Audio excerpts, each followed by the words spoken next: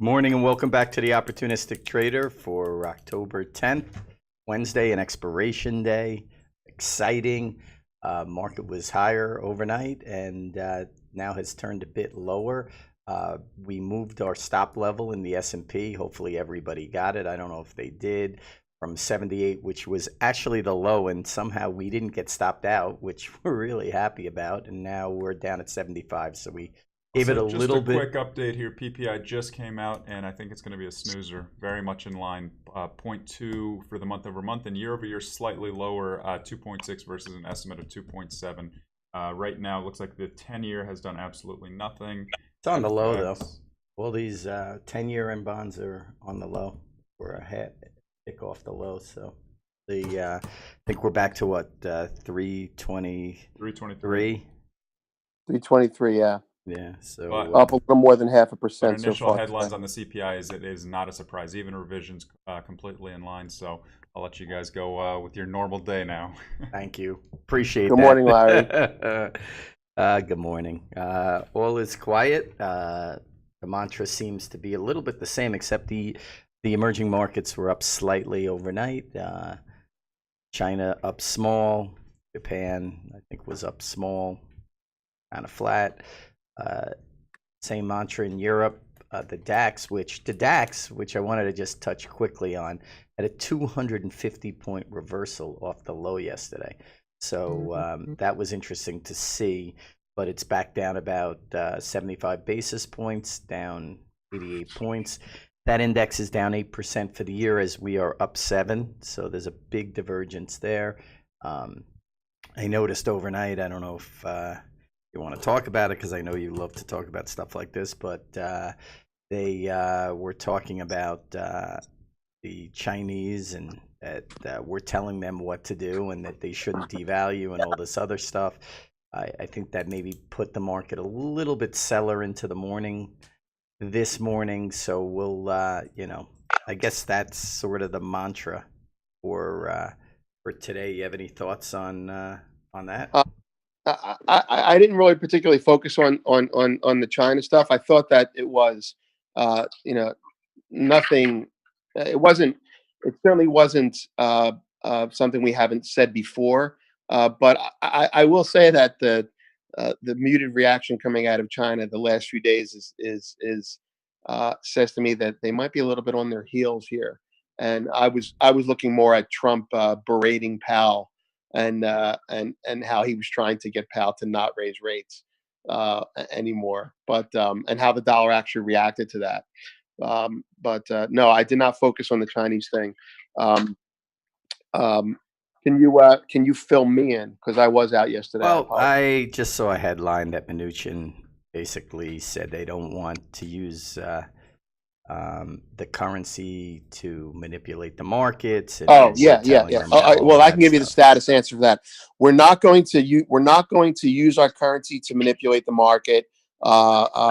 In parentheses, we're going to use capital controls to prevent you from shorting our currency, or we're not going to debase our currency, and we're not going to let you offshore. We're going to raise capital requirements to short the currency offshore. Like, if they're not going to use anything to keep their currency weak to offset tariffs, they'll do other things to stabilize it. So it's fiscal, which we know is like bonds and things like that, or taxes. It's monetary policy, which they quote say they're not doing.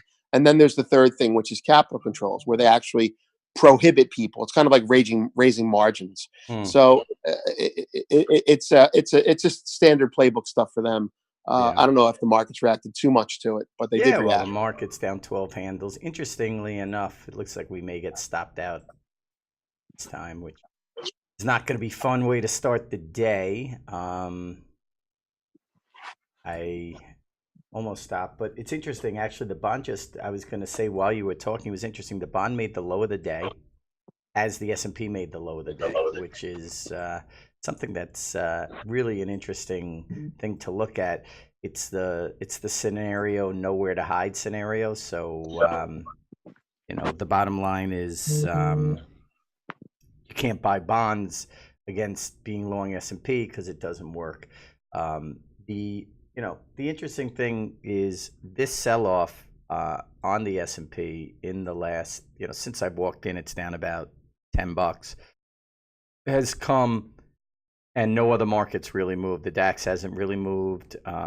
Nothing's really moving in here. But I just wanted to note that, the bonds really can't catch a bid, and the S&P can't catch a bid.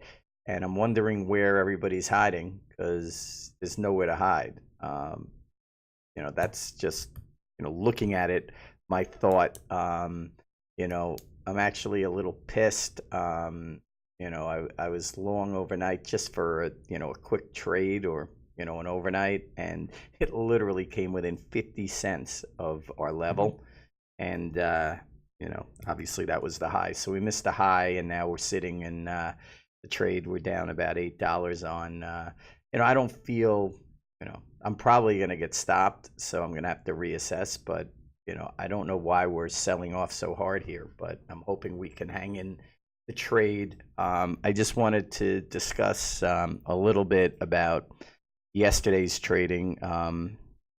Mike, I don't know, what was I yesterday? 4-1 or 4-1? I think that was 2 days in a row of that or something. Yeah, I think we were 4-1 2 days in a row.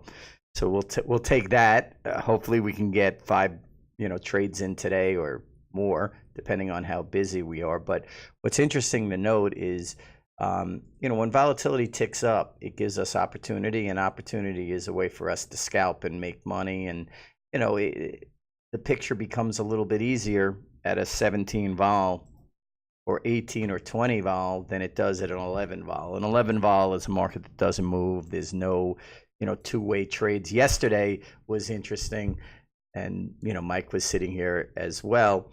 And the NASDAQ went up and down 50 points like 5 times yesterday, at least. It was something I haven't seen in a while.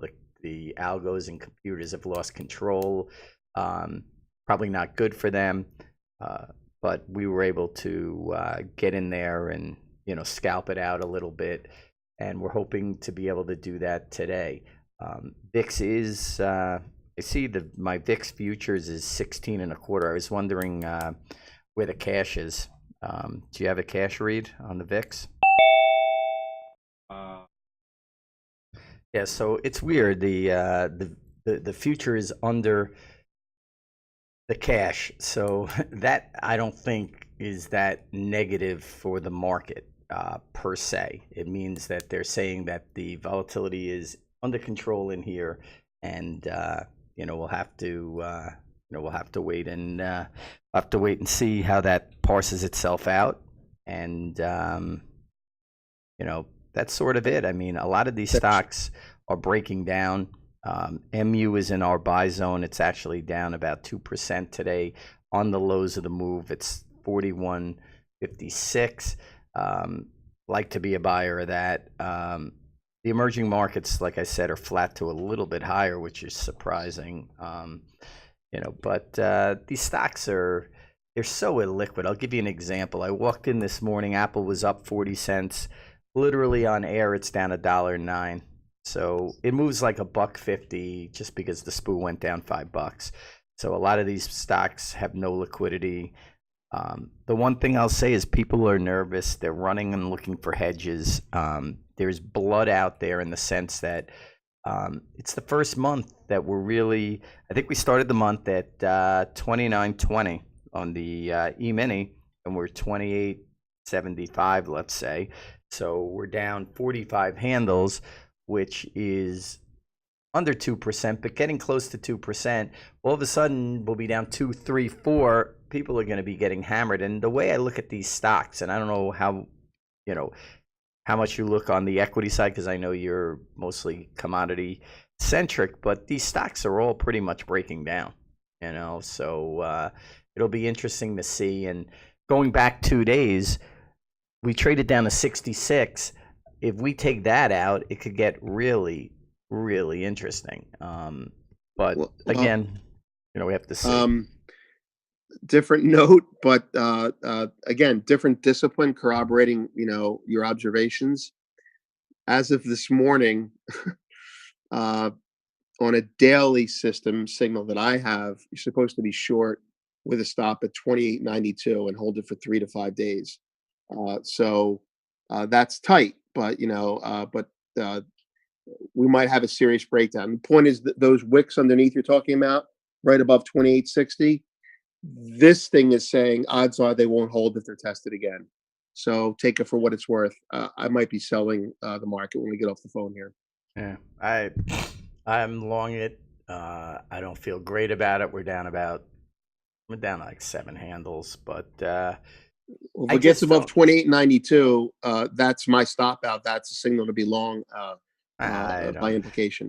It's a So good thing you were on holiday yesterday. You would have been whipped, dipped, and clipped. I'm this sure. I'm this sure. market traded 94, 84, 94, 84. I'm sure. 20 times yesterday. So I'm I'm sure. I would have been. expecting, I'm expecting something like that again today. But we'll. It was complete.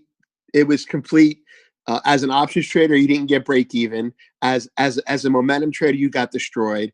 I got to think if algos had emotions right now, they'd be in therapy. It probably was not a good day for algo setups in general. Probably not, but somehow I don't know. They always make money. I don't know how, but Well, they make it off of guys like me when I'm wrong.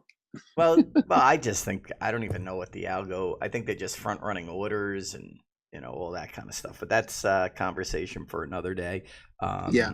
for sure. We probably need a month on that, and really, it's not a lot. Oil's down 35 cents, not really moving. Stuck between 73 and a half and 75 and a quarter. You have the number, I think, today after the close because it was a holiday. The dollar in itself is kind of quiet. Gold is the pig. What do they say? The pig that it is, and never goes It's up. no right, exactly. Even after Trump even after Trump successfully, for maybe it's short term, talked the dollar down yesterday. You notice that when he made his, Powell is too, aggressive, which he's not. The dollar sold off a little bit, and then it bounced a little bit. Now it's selling off again. Meanwhile, gold hasn't done anything. So I think they're selling above and below 89. Forget about it. I think the market's going to go down again. That's it. Yeah. There's nothing. There's Well, no what's your excitement there. time frame? There's a well, I don't have this is not a signal setup. This is basically a technical thing.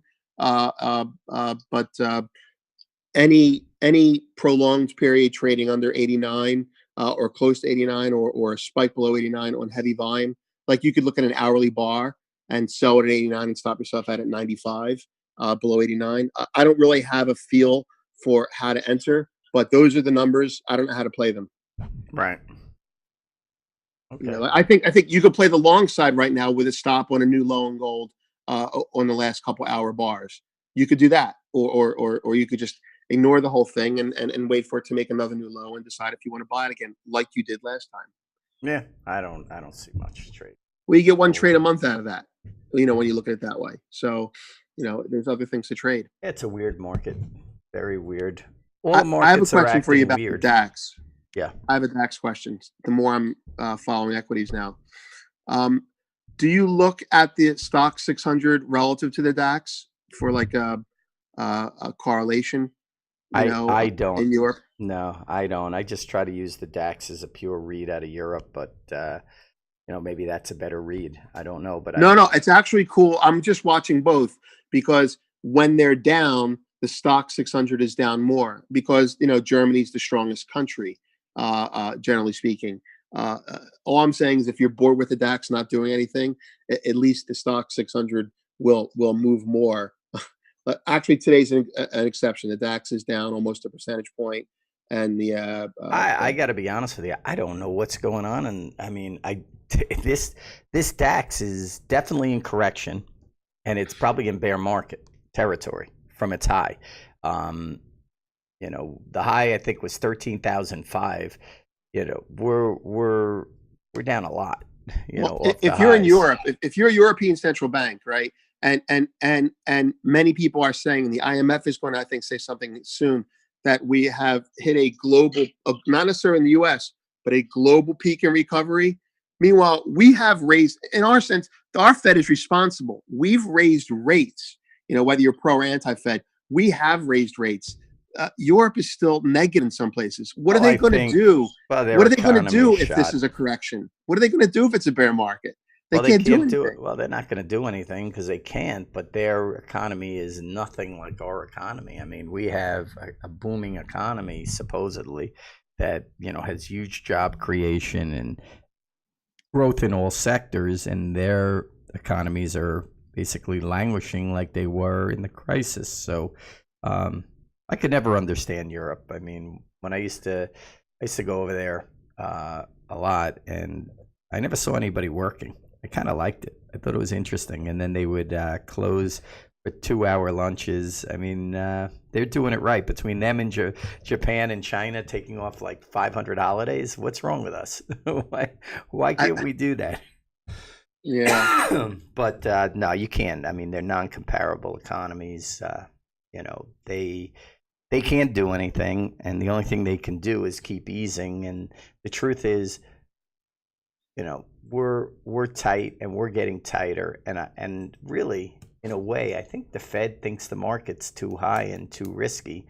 It's funny, it just popped into my head something I thought about yesterday when I was leaving here, and I wanted to discuss this morning, which I think is a really good indicator. And it was a good indicator going, into, '08. These housing indexes are getting destroyed. Okay. Like, I think there's one, I don't know if Mike can pull it up, XHB. With that, is that the housing REIT? Yeah. How you doing? Home Builders ETF. Yeah, how you doing? Pull that chart. Okay. Home Builders ETF. Yeah, I mean So that's like a developers ETF. Yeah, I don't know if that's new home, and then there's another one that I was looking at that's even worse than that. I don't know if that's that's the Home Builder ETF. Yeah, HB for Home Builder, XHB Home Builder ETF. It's right. horrible. It's broken out on the weekly. It's hard. It looks really bad. You're right. It doesn't look good. So to me, I'm looking at stuff like that, and there was another one. I probably have it in my phone. Schiller probably has it calculated, right? Oh, is it ITB? I think that was the new home. Oh, that's a home construction. You got to see that's this U.S. one. Home Construction ETF. Yeah. Oh, that's not it. No, it's not. It's not a $600 name. Give me a second. I'm going to type in the word. I'm going to do a search by word. Yeah, we got it. Yeah, it's very similar. They're the same. So basically, made a high, early into the year and has been debacling ever since. And the truth is, it's probably got a long way to go on the downside, especially if rates tick up. People, listen, I've been in my house for a while, so I haven't moved or anything, but people move around and they're playing with these rates and they're trying, they're doing, interest only, teaser this, that, and they're buying multi-million-dollar houses, and all of a sudden they're going to turn around in 2, 3, 4 years and these rates are going to, fix, and it's going to be, it's not going to be pretty. No one expected rates to go from zero basically to 3.25 on the 10-year. I mean, the 10-year was trading at like 180 on the lows, so it's really doubled, and it puts a negative light on on what's going on here. So and they did start issuing those teaser things again. They have different names for them now, but they're back out there. It's starting.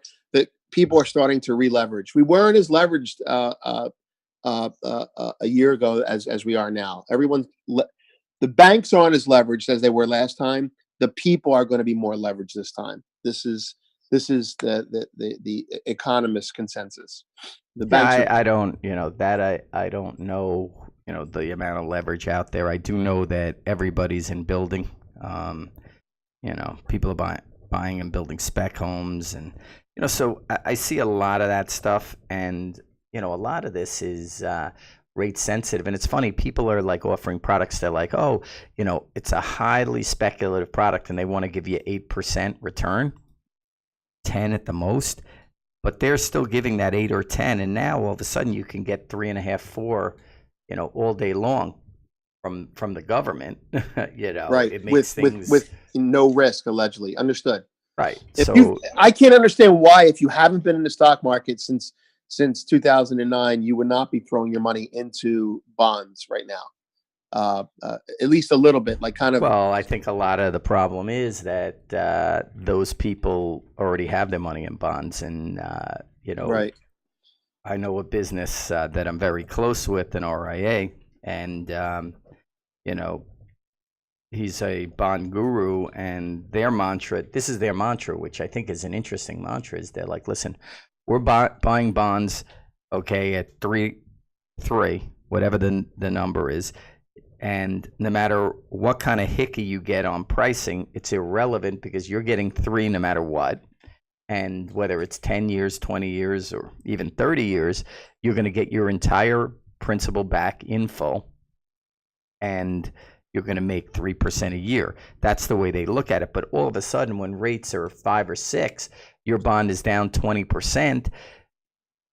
You're down money, but they're not looking. But they're not looking at it. Like, they don't look at it. No one looks at it. They're like, okay, we're buying this, and this is what we're getting our principal return to us. Right. No matter. Although what. we can't now, buy anything. I don't like that idea, but that's the way everybody looks at it, or these guys do. And he's a very smart RIA that runs a lot of money for some very wealthy people, and they're just buying bonds, and they don't care. But they've been buying them. And if they're older and they don't care about inflation 10 years down the road, figuring that they won't be here to deal with that, it makes sense. But if they're younger, But I think it works the opposite in a way, Vince, because if you're older and you're 80 and, hopefully you live to 100, but let's say you don't, all of a sudden you have 15 years or 10 years left on the bond and your money goes to your family, they're in a different scenario than you are.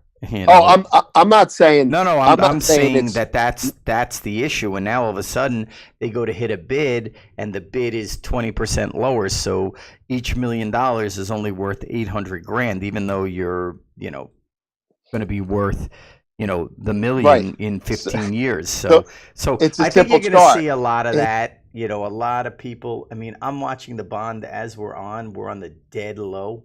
Actually making a dead low here, as the SPOOs are basically making a dead low.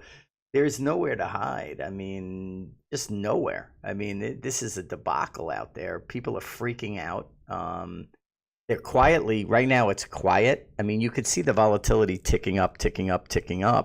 But overall, it's pretty quiet, in general. And, it's not looking pretty. Yeah. Spot VIX at 17% now. So that long comment is still valid. Just humorous aside, based on your comment about, if you're 90 years old and you're not worried about inflation 10 years from now, well, your children will have to be worried about it because they'll be inheriting it and they'll be having to hit bids.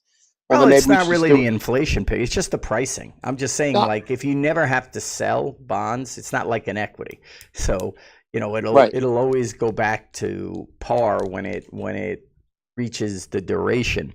But price into that is the time value of money. And if you're getting 2% interest when interest rates are 4% for the same product, that's what I'm saying. If behind the inflation curve. is 5% and your child inherits a bond that's yielding 3%, he's and that income matters to him. He's going to have to sell and do something else with it. I was just trying to make a joke that we should be plotting death rates of people over 80 inverted to the bond market because inheritors will be selling, basically.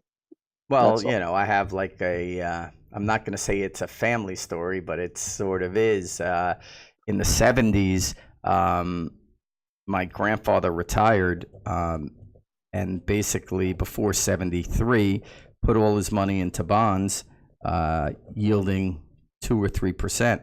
Right. Well, guess what happened? In 73 to 77, rates went to, actually up until almost 1980, they went to almost 20%. So he wasn't able to live too well because the money he retired on, which I don't know what it was, but it wasn't even probably in the multi-millions. Maybe it was a million. He wasn't. He was getting 200. You know, not even 200. He's getting like $30,000-$40,000 a year, let's say, on his retirement, and things blew up, and prices went sky high, and basically he had to liquidate an apartment on Fifth Avenue, which was pretty crazy. So the rate game is an interesting game. It's a dangerous game, but right now we're in that thing. As we're speaking, literally, I wish it probably is on camera, but the bond is like offered on the low, like lower than the low. Well, it just made a new low. Lower than the low. Actually, I just I had a breakout 2 hours ago on that I missed. So where's the yield now? 324. 324. Yeah. So right, we're gonna go through this today and close there most likely, and I think Gunner or Gunlock, said 2 closes above that is the end of the bond market. I don't know why 2 closes above that is the end of the bond market, but that's sort of because he's selling, because he's getting out of his position on the first close above that. I don't know. At 7 a.m. this morning, mortgage applications came out down about 1.5%, and they were saying that the 30-year mortgage is above 5%. I don't know the exact number. I think it was close to 5.15, which they said is the highest level since February of 2011. So, we're starting to creep back up, and the 30-year mortgage got well below 4, got to like 370, 360. Maybe even lower. Even lower. When you're talking about a pop back of 1.5%, while it's still historically very, very low, people who've been looking for the past 5 years, it's something that it's more of what have you done for me recently, and if they saw it a few months ago at 370, and now all of a sudden it's 515, it definitely affects things. And I think that's part of what we're seeing in the home builders as well. Yeah, I think you're right, and it should be interesting levels here. In a number of different things. It's shocking that the market's actually held up so well, but market feels it doesn't feel like anything actually. If it's down here, everybody's a little nervous. Then they pop up 5 handles, and everybody wants to buy. I mean, we've seen this trade, basically 3 days in a row.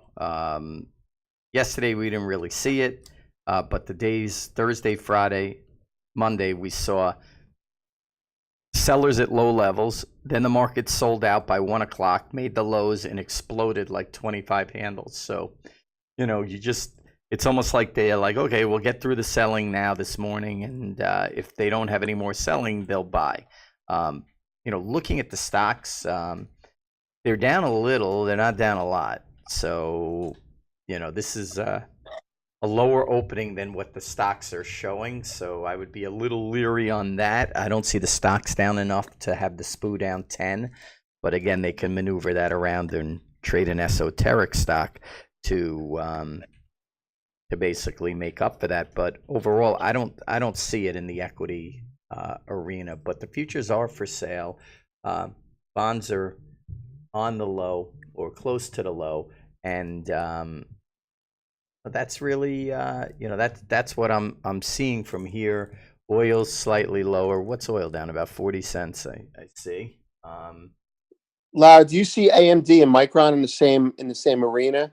Because AMD was up yesterday, Micron was down. Yeah, I think they're competitors, and I think they're a little bit in the same arena. I think that the AMD story is more an AI or making chips right. for that, and I think Micron is just more I think maybe storage related or chips that are not not in the same sector. So I think a lot of the AMD move is that.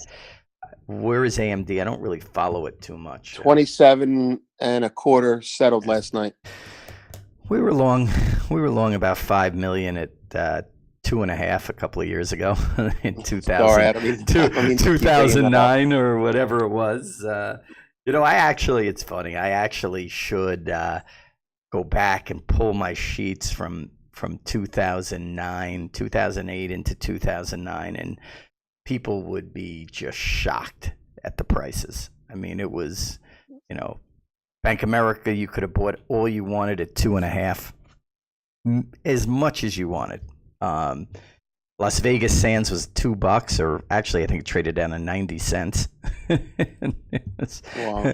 You know, so that was opportunity. I see nothing like that here. You know, this is a day traders type of market, which is good for us. You know, we're just in and out. You know, we're trading for the day. The SPU actually just bounced about almost $4 off the low. Thank God, because we were about 50 cents away from being stopped out. We're gonna look at this, you know, throughout the day. Overall, you know, 10 years on the low. Nasdaq looks not that great. S&P down 9.75, 10. But again, just looking at the stocks in general, I don't see much. You know, Apple's down $1. There's not really anything showing me anything that we should be down in this area, but we are. DAX is down 109, which for that is probably not, you know, very much. It moves a couple of hundred. Yesterday's move in DAX was amazing. Do we have a daily chart on the DAX? The DAX move yesterday was incredible. I mean, it's something to see. I have the cash. I don't know if we can get.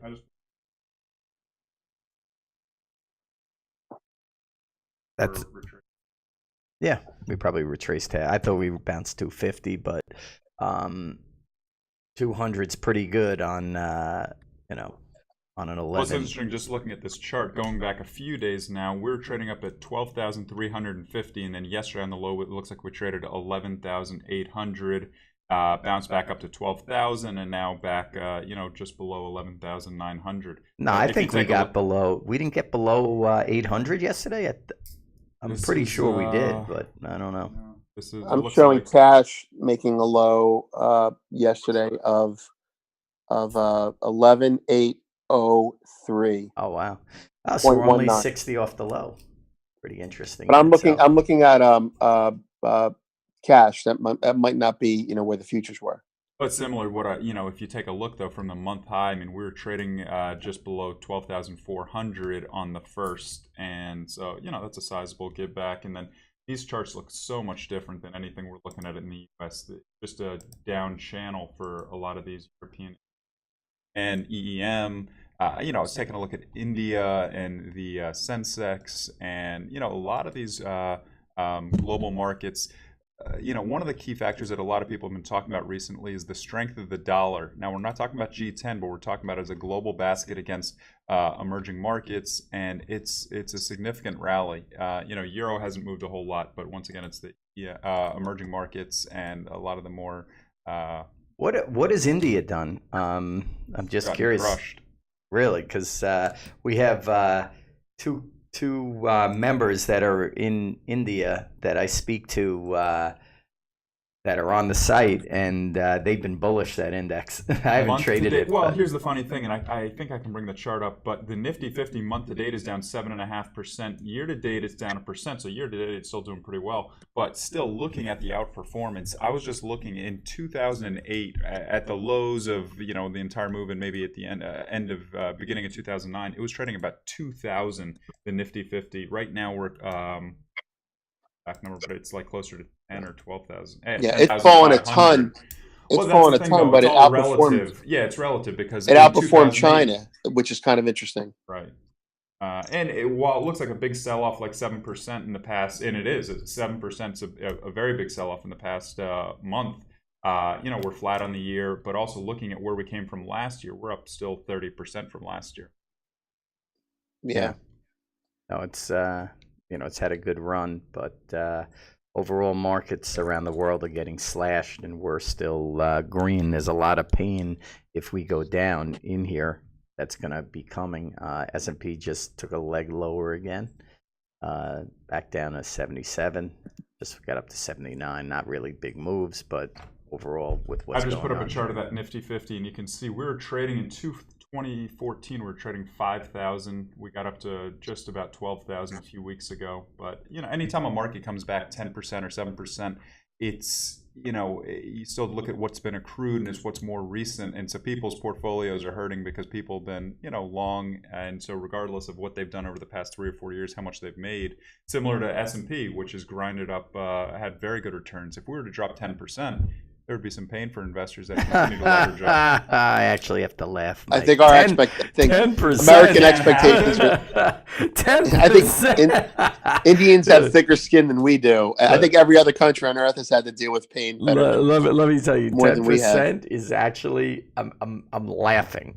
10%. We couldn't handle 2%. I mean, volatility went from 11 to probably 18 2 days ago, and we went down less than 2%. What's going right? But objectively, Mike's point is, a 10% correction from all-time highs is nothing. Should not make people panic. It doesn't mean it won't in the U.S. It though. would blow up the world. Okay, you might as well roll out whatever for the world, because it would. Hedge fund managers will be moving their offices to the second floor, so they only have to jump out one flight. Yeah, I mean, there is just an insatiable appetite to buy and to have the market up and whatever. So, but again, I don't see stocks down too much today yet to be down like this, but we'll keep our eye out on it. Overall, again, Micron, my baby that I like, acts terrible. The low is, I think, 37 on the year. It's trading 41. We've scalped it, a few times, or basically given out our thoughts on it. Probably coming into a buy zone.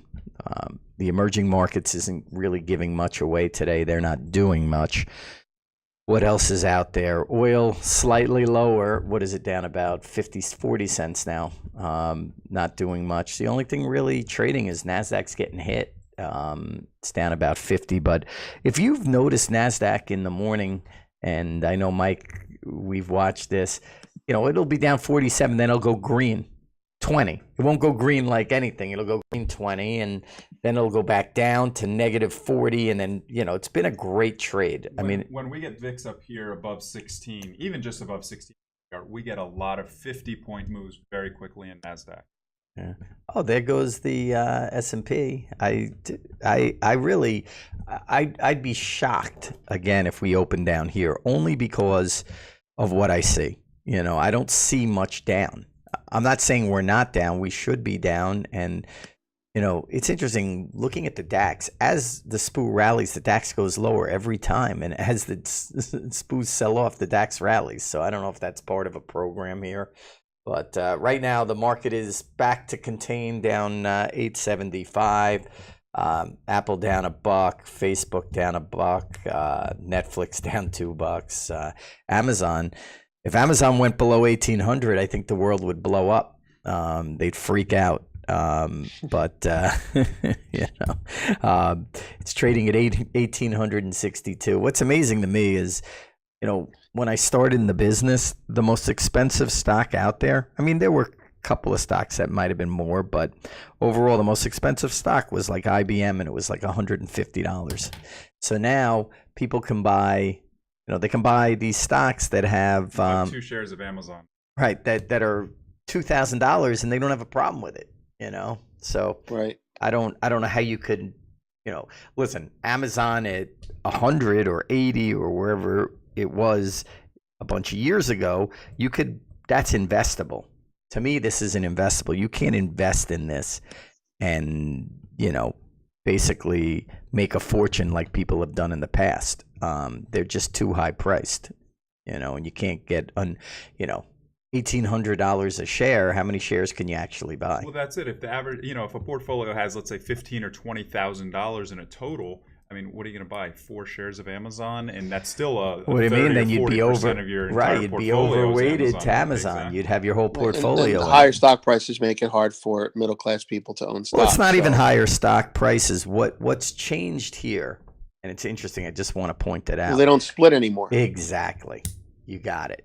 They used to split. Listen, if Jeff Bezos was a good guy and whatnot, he would split his stock.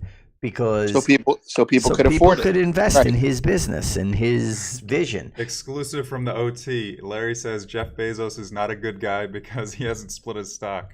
Yeah, well, no, I'm saying he's not being. I'm not His saying. own I'm employees saying, can't afford to buy it. right. I'm saying. Well, I'm saying is if he was. I'm not calling him a bad guy. I'm just saying he's uninterested in the investor. Okay, and I really truly believe that, and you've seen that in a number of ways. Obviously, his stock has done well, but he doesn't care because listen. One thing I'll say about Gates and Microsoft is they split that stock 50 times. Okay, they got that stock down to like $10.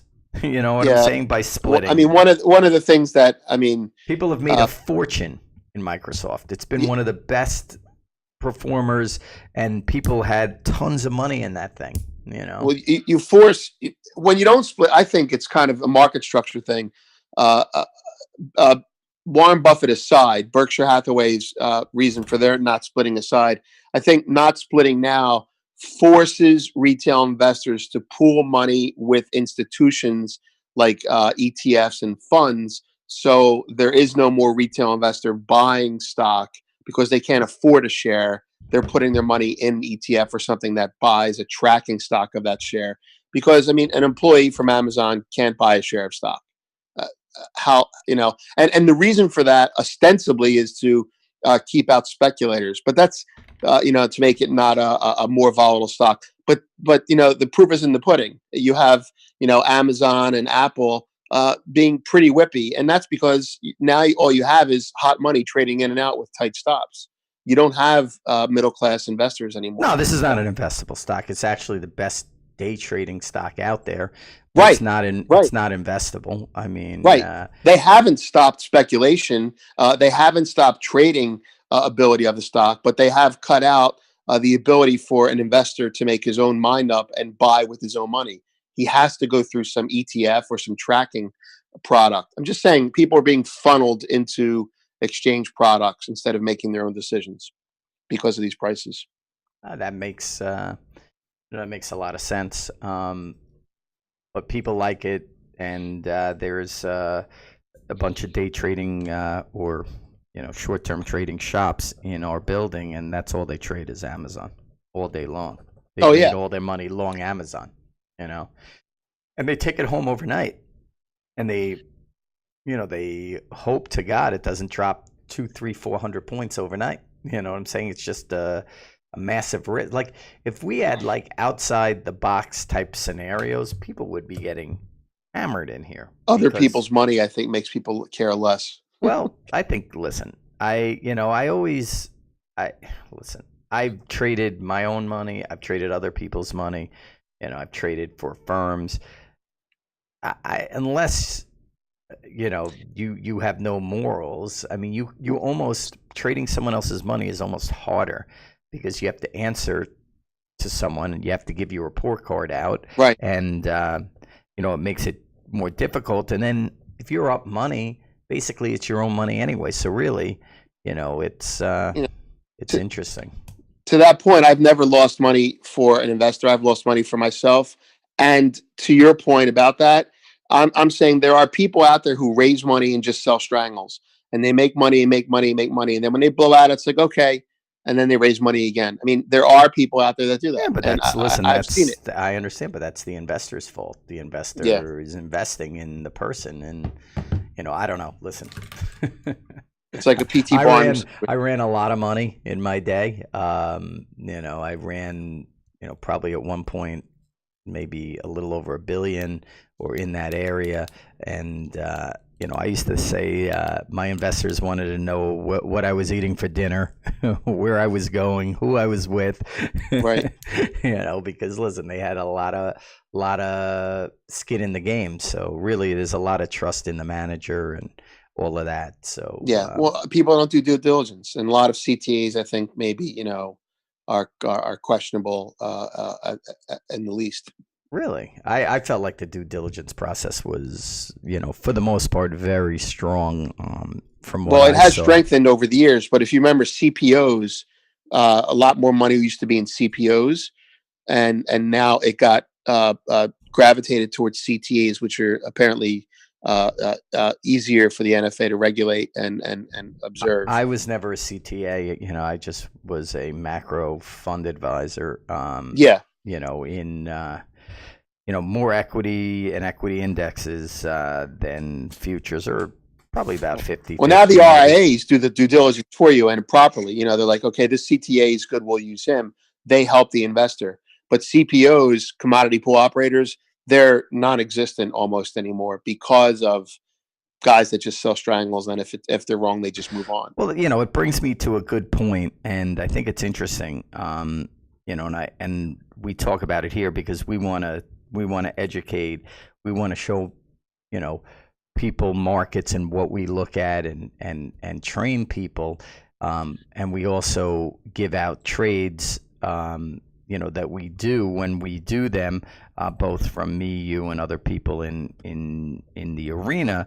And what's interesting to me is I understand people want to learn. I get that. But the bottom line is, and I remember this from being at Spear Leads years ago, if the best trader got up in the room and said he was buying XYZ, didn't matter what it was. Everyone in that room was buying it. Didn't matter what it was. Even if I was ignorant and didn't understand why, if the best trader at the options firm that I worked at, First Kubernetes, was doing a trade, he would do 200, 500, 1,000, whatever. I would do 10 just so I could feel it, because there's an education in doing the trade. And if it's right, I'd ask him why was it right? Right, but you thought the guy was a winner. Like, people would get up. We had 20 guys in our trading room, and if a guy who I won't mention his name would get up and say he was buying Apple, everybody in that room was buying Apple. They didn't care.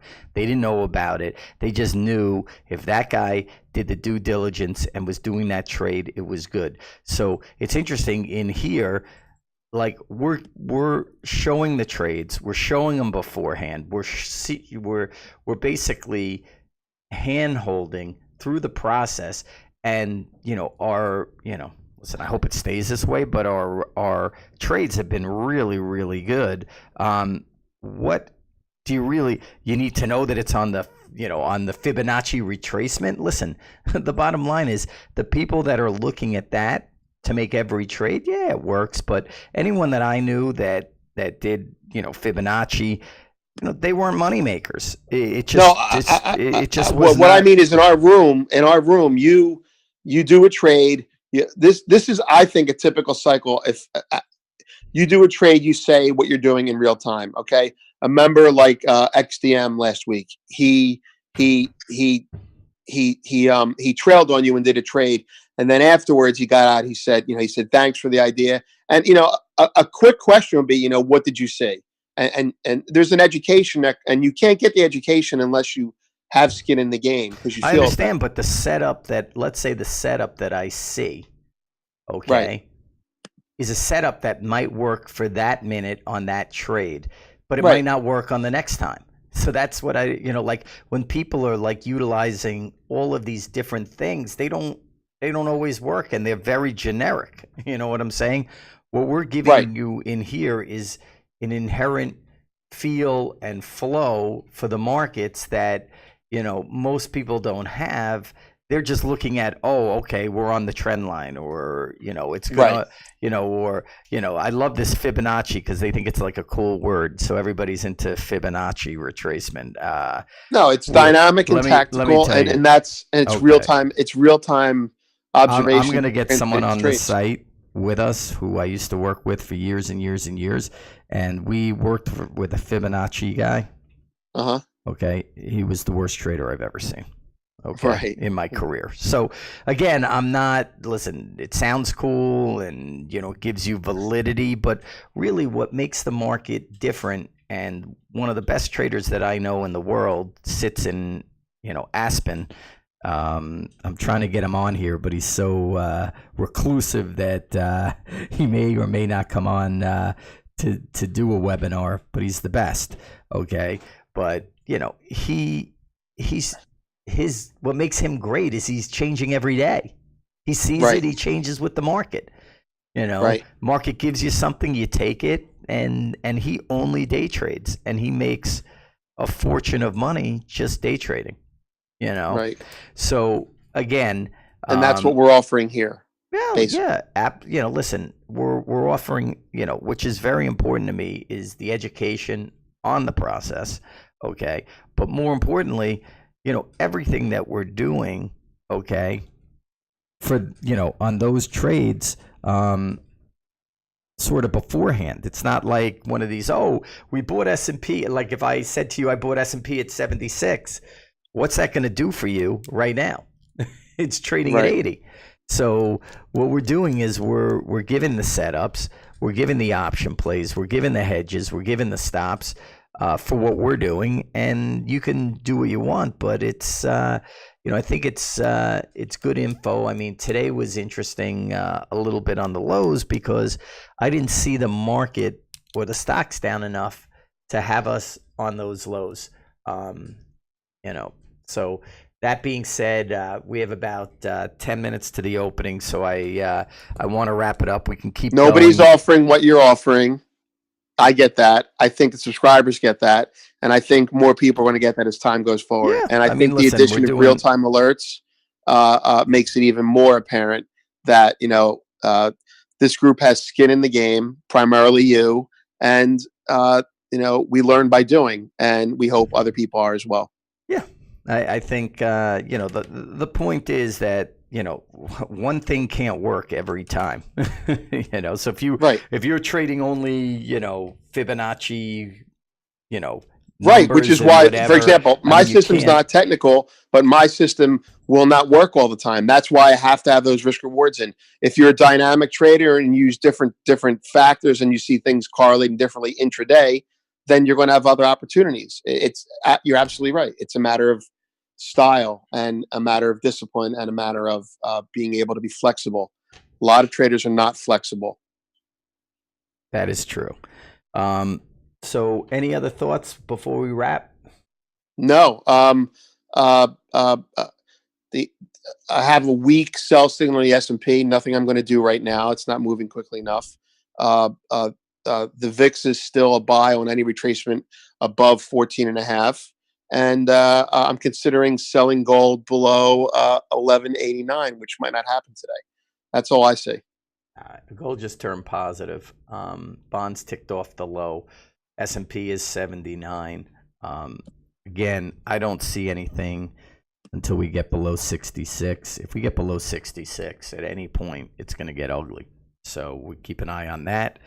Between 66 and 68, we are long. We're long at 85 overnight. We're down 6 handles now. We may do an option trade against this to bring in some premium, or just get out of it at some point. Hopefully it turns to a profit at some point, but right now it's when we not. started this conversation, my sell signal had a level of like 83 to get out of. Now it's down to 81. So You're gonna get I stopped think the out market's on the not moving opening. down fast enough. What? You're gonna get stopped. You would get stopped out near the opening. We could open at 81. But It's only that's $2 what I'm higher. getting at is it's not a sell signal I would use because But the system seems so tight. I mean, $2 in the S&P. That's tight. right, but that's why I'm not doing it I because the risk respect rewards. it. I respect Yeah. it. I'm just saying. Anyway, so we're going to wrap. I hope everybody has a good trading day. I hope we're active today and that we whip around. Today, our guests are Tony Greer from TG Macro, talking equities. Great guy, very knowledgeable guy. I'm going to sit in on that, and I just want to know his thoughts on these home builders. I know he's been short them. And then Phil Flynn comes on, more of a commodity guy. He's on Fox Business pretty much 3-4 days a week. He's a go-to guy. I've known Phil for 30 years. Very, very bright. He's at the Price Futures Group. And then Bryn Kelly's been with us. She's been at a number of large commodity shops, and she is going to talk nat gas, which I'm very interested in, and other things related to crude oil. She is extremely bright and gives us excellent insight into these markets. And she was all over this nat gas move, as well as Mark Fisher. I'm interested to hear from Fish. I think he's coming on Friday to see what his thoughts are. And that's our setup for today. Bryn made a comment yesterday, I think, that will make her broadcast today more interesting. Headlines now are coming out, natural gas is up because of hurricanes, and Bryn has been bullish before the hurricanes and was saying yesterday in some notes I saw, this is not weather. I mean, it may be, the market may be rallying now because people are piling in because of weather, but this rally was not weather related.